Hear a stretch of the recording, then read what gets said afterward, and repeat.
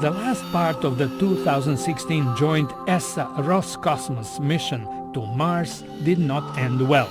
The Schiaparelli probe crash-landed and never sent back a signal. But its parent spacecraft, the Trace Gas Orbiter, is still fully operational. After testing its instruments, scientists are now preparing to start looking for sources of methane and other gases on the surface. From a distance of 400 kilometers, it will require some complex science.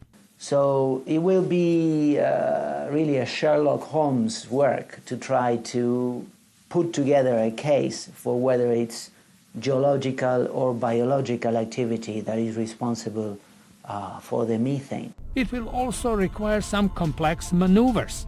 The orbiter is flying much too fast to scan the Martian surface, so mission controllers have to slow it down and change its orbit from elliptical to circular.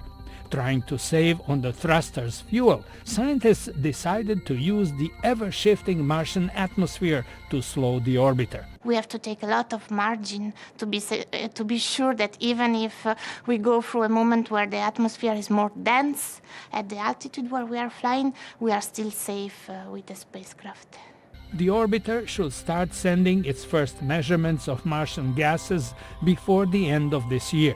In the meantime, engineers from European and Russian space agencies are busy building the next rover, which will fly to Mars in 2020 and looking for the best landing spot. We want a site where we had liquid water present over hundreds of millions of years.